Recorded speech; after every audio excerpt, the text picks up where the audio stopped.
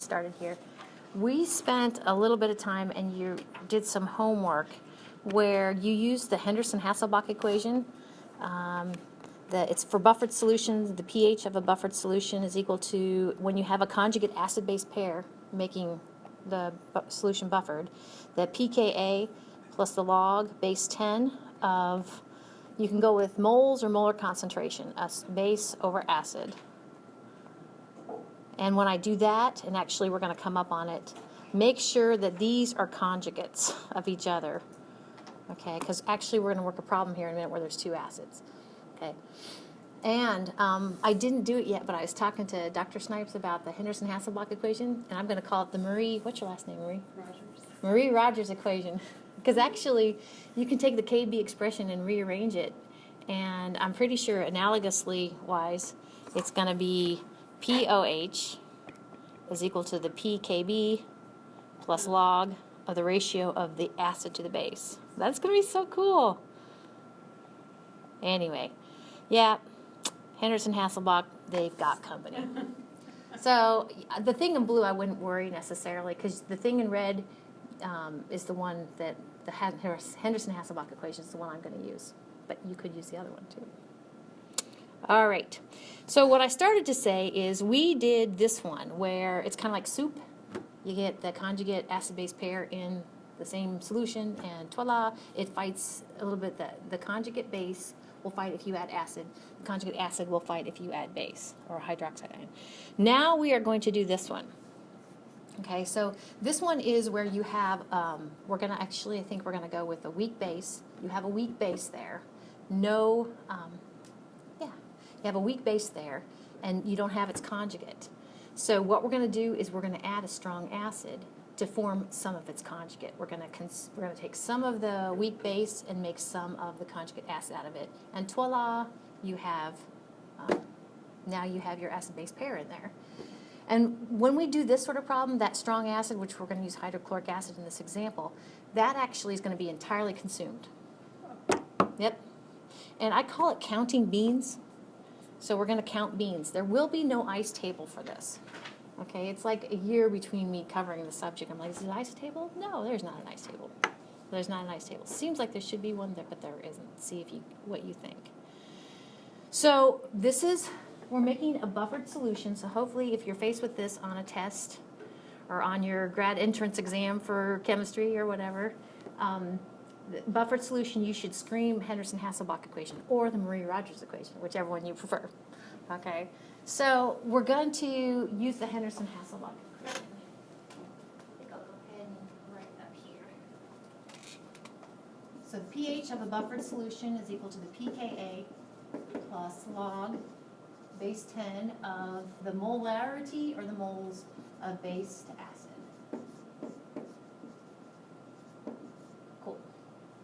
Well, in this case, I warned you that there'd be HCl. That's our strong acid, and actually that's not going to show up in the Henderson-Hasselbalch equation. We need to look for conjugate acid-base pair here. So NH3, hopefully we're all kind of looking at that and thinking maybe proton acceptor. Yeah. It accepts a proton, so actually that makes it a pretty good base. Okay, the conjugate acid of that, we've done some work. That must be NH4+. Does that make sense? There's your conjugate acid-base pair. Well, it gives us some information. It gives us a target pH of 9.50. This would be the pKa of this, wouldn't it? So this is pKa of NH4+. Does that make sense? We're almost done. Okay. So the catch here, and I think I have it on my builds, the catch here is we are, like I said, going to take some of that weak base. We are going to react it with HCl, and you're going to use up all of your HCl in this case to form the the conjugate acid.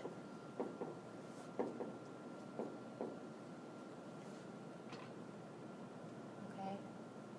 So this is weak base, this is weak acid, and there is your conjugate acid-base pair that we're going to use in our Henderson-Hasselbalch equation. So it's counting beans. So basically what you're going to see is that, let's see, how do we go? What volume? Okay. So basically, question mark volume of this do we need to use in the given molarity 0.0883 molar. Okay, so what volume of this molarity do we need to go ahead and use up this to form this to, once it's applied, plug these in to our HH equation, okay, so that it's a correct equation. All right. So one of the things right off the bat I'm going to knock out is this whole thing, the Ka or pKa of NH4 plus.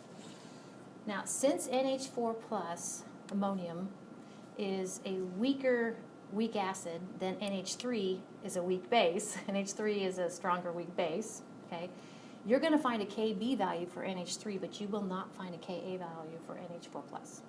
So that's what this little bit is about.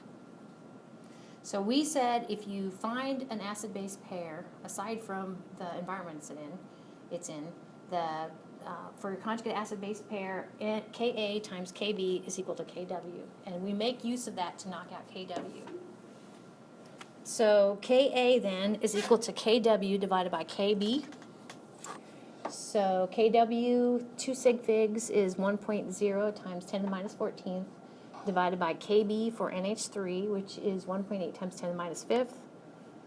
So rounded to 2 sig figs, our Ka, from which we'll get our pKa for our HH equation, is 5.6 times 10 to the minus 10th. So one of the things we're going to do is apply the p function, which is the negative log, to that number to plug it in there. All right. Well, then we talked the other day that if you can use a quick check to see if this system is a good candidate for your target pH by looking at the pKa. The pKa should be similar to the pH, the target pH. Our target pH is 9.50, pKa 9.26. It's reasonable. Because remember, we said that this ratio is going to approach 1, and if this ratio approaches 1, that makes this term 0. Okay? And if this term is 0, then pH is equal to pKa. Okay. So there's your Henderson-Hasselbalch equation. I'm going to smile for a while. So you'd be an MR equation. Henderson-Hasselbalch equation, MR equation.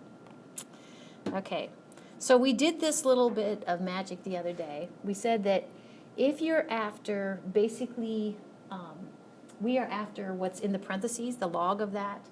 We said that you can take 10 raised to the power for both sides of the inequality. And so I kind of skipped a few steps, but I did this the other day, so I think you're fine.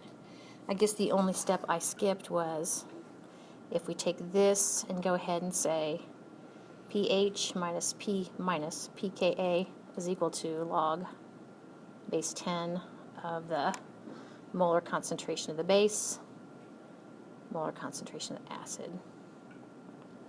Okay, and then if we take 10 raised to this power is equal to 10 raised to this power, and then of course 10 raised to the log of a quantity is equal to that quantity, which is wonderful. Okay, so that's where that kind of ended up. And we said that since the acid and the base are running around in the same volume, actually, that's how we can get molarity. The ratio of molarity is equal to the ratio of the moles. Okay, back to the problem. So in this problem, we have the target pH, we have the pKa, so it shouldn't be too bad. We are trying to, in this first part, come up with the moles of the conjugate acid that we need to have formed by dripping in your concentrated HCl. So moles of acid looks like, oops, must be coming up. You guys need anything there? Okay. So this is where, and I've kind of warned you actually in advance, the hydrochloric acid should never end up in your Henderson-Hasselbalch equation or your Marie-Rogers equation. I'm sorry. Because the hydrochloric acid is a strong acid, and it's important here to form the ammonium. It's important to form the conjugate acid. Okay? And also, when we came up with, I don't have it up here, but the moles that you start out with, ammonia, and like I said, counting beans, some of those moles, you aren't going to have the same number of moles of ammonia. It's going to go down because some of them are going to be converted to ammonium. So, all right.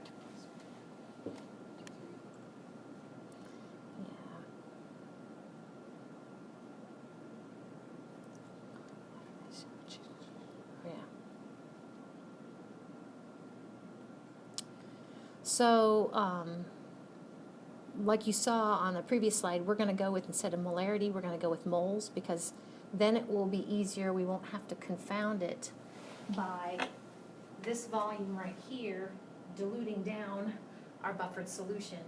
And anyway, it'll just be easier. But our HCl is entirely going to be consumed here. It's a limited reactant. So if our HCl is going to be entirely consumed, I think of it as stepwise. So like the HCl is entirely consumed, it forms the ammonium, and then the ammonia and the ammonium swim around making your buffered solution. Okay? So we need to come up with the moles of HCl.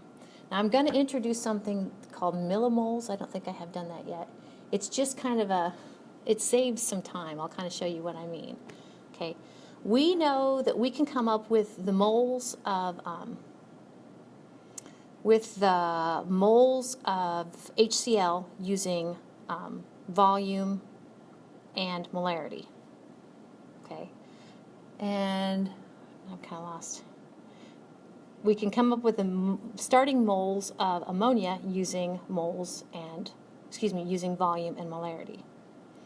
So we're going to come up with the moles we start with, the moles that must be consumed, and by subtraction get the moles that were left. And also we'll get the moles of ammonium formed, the conjugate acid.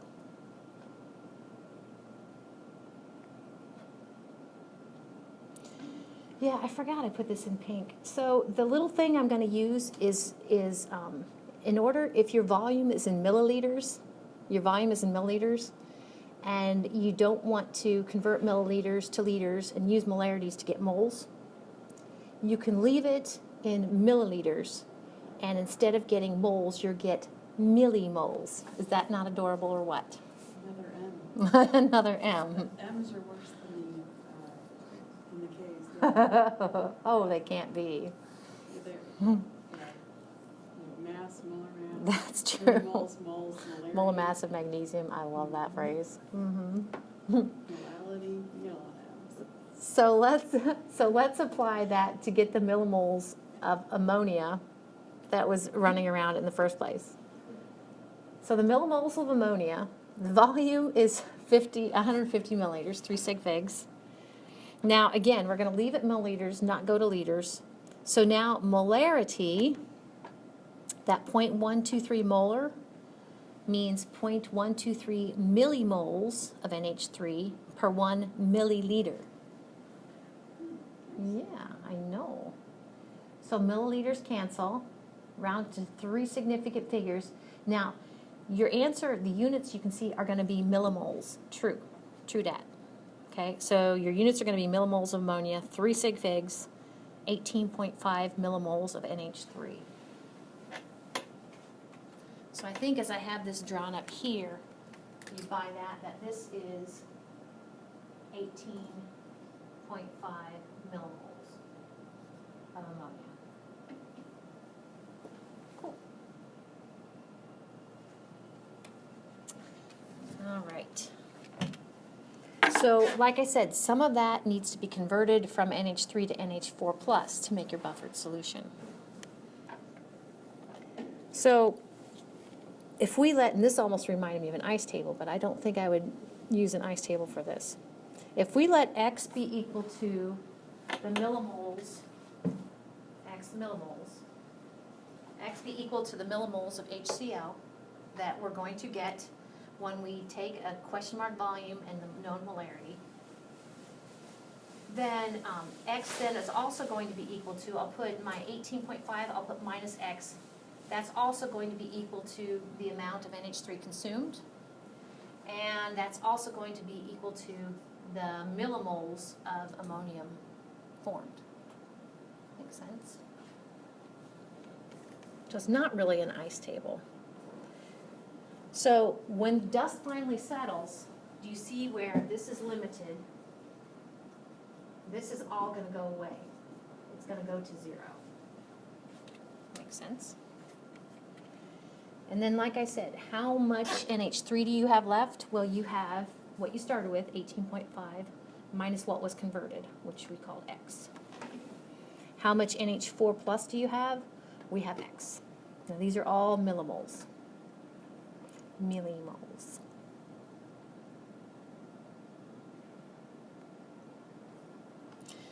So, back to the Henderson-Hasselbalch equation. We are just to the point where we can knock out the, oh, let's look at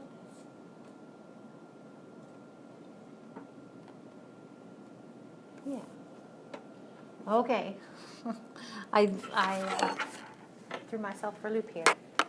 So when the dust finally settles, the moles of base are what we started with, 18.5. The NH3, what do we have left? 18.5 minus X. How much NH4 plus, or the conjugate acid, have we formed? X. And that's all going to be equal to 10 raised to the pH minus pKa. And this number over here, not too bad. We can knock that out. And I just did I skipped a few steps. But I must have been in a hurry making my slides. So I would take 10, I would do it stepwise, take 10 raised to the quantity 9.5 minus 9.26, get a real number, and then flatten her out.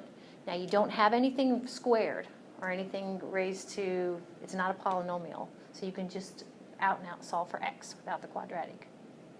Not too bad. Okay, so 6.75 is the answer to all that stuff. Okay. So the big thing here is 6.75 is the millimoles of HCl you need. So now this goes back to a Chem 1 problem. So now we know that this is 6.75 millimoles. So now the question becomes, if that's our millimoles we need with that molarity, what volume do we need to dispense? And we're ready to do that. So we take our millimoles over 1, and we use our molarity. We want millimoles to cancel, so we use what? The flipped version of molarity, which is which is 1 milliliter of HCl solution over 0.0883 millimoles of HCl. So that was the molarity. Notice millimoles of HCl cancel. We're left with milliliters of your HCl solution. Round to 3 significant figures. That's your answer. 76.5 milliliters of HCl solution. So again, this was where the chemistry to get your buffered solution was to drive some of your weak base to form its conjugate weak acid, and then swim around there according to the Henderson-Hasselbalch equation. Buffering the solution. So when I looked at these to give to you today, I was like, man, for Monday, you could have done, I think, well, I'll show you, but you could have done up through 16 for today. So the first, and see what you think, but I think the first 1, 2, 3, 4, the first 4 of these you're going to see are very similar to the homework you did. So don't let that throw you off. So here we go.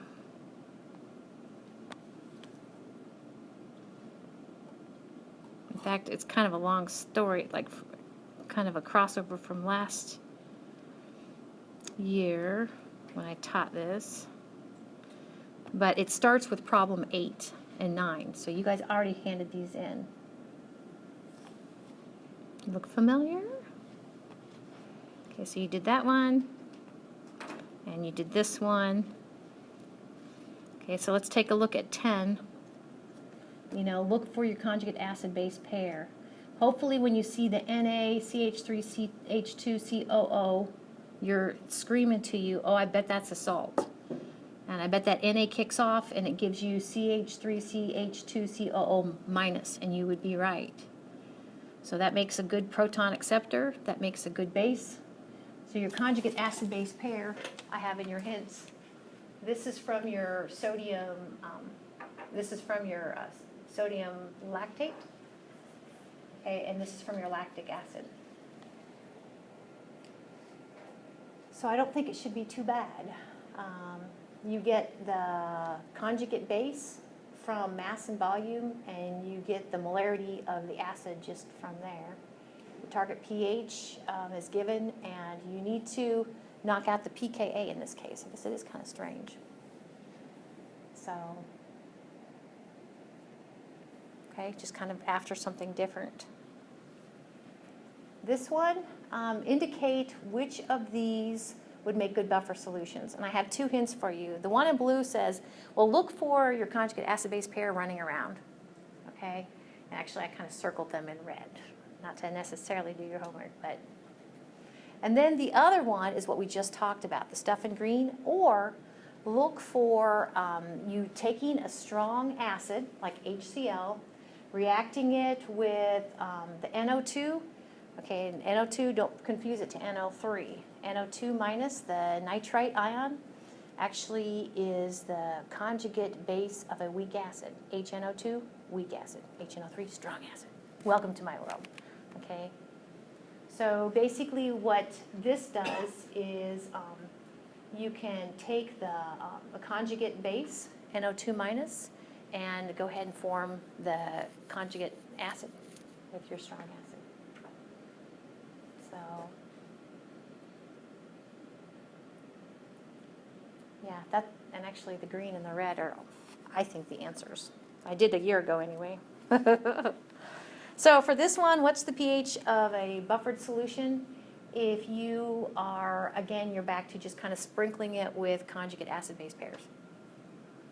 Okay, so my hint here, though, was you have to kind of indirectly get to the Ka from the Kb.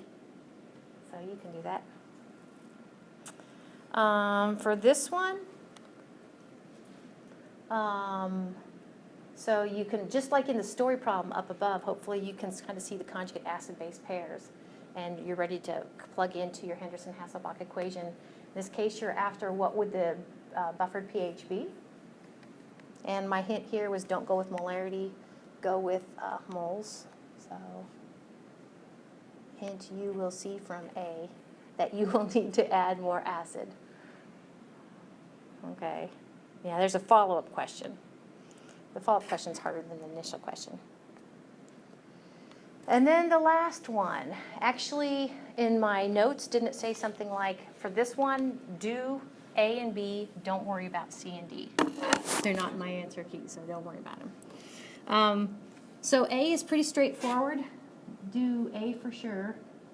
And this is a case where you are the H3O plus, the hydronium ion. Actually, the source of that is HCl that the problem talks about. I don't know why your author kind of does that, but okay. So when it says H3O plus, that comes from the concentrated or from your strong acid. It's not concentrated, but your strong acid, HCl. So it says that you have sodium acetate, and the acetate ions, the CHO, CH3COO minus, is a good proton acceptor, but it's a conjugate base of a weak acid, basically. So, like it says, where it says A up there, you're going to take some of that HCl. It's just like this. You're going to take some of that HCl. You're going to, what we say, protonate your acetate ion, and you're going to make the conjugate acid on the other side. So you're after what the pH is, which is a little easier than some of the things you're after here. What will the pH of this buffered solution be? Let's see, I do have some hints down here. So you're going to use your Henderson-Hasselbalch equation. And it's very similar to this one. Okay, this one for sure, smiley face. Then B if you want to. And my hint for B is, well, I say of course, but I shouldn't say that. But barium hydroxide, Ba quantity OH2, is a strong base. So actually it's doubly strong because you get 2 bangs for your buck. Okay, you get 2 hydroxide ions for every formula unit of barium hydroxide that you dissolve. So what if you go ahead and to your buffered solution, which should resist pH change, what if you go ahead and add some hydroxide ion? And my hint here is that consider the first amount of barium hydroxide that you add, let's see, actually reacting with your HCl that was already there, your concentrated HCl. So barium hydroxide, strong base, HCl, strong acid. So they'll react like this, basically. They'll neutralize each other. So kind of look at that first, and then see what you have going on. So at least, give it a try. Don't worry about C or D. Okay. So we need to talk a little bit about acid-base titrations, which is what y'all are doing tomorrow.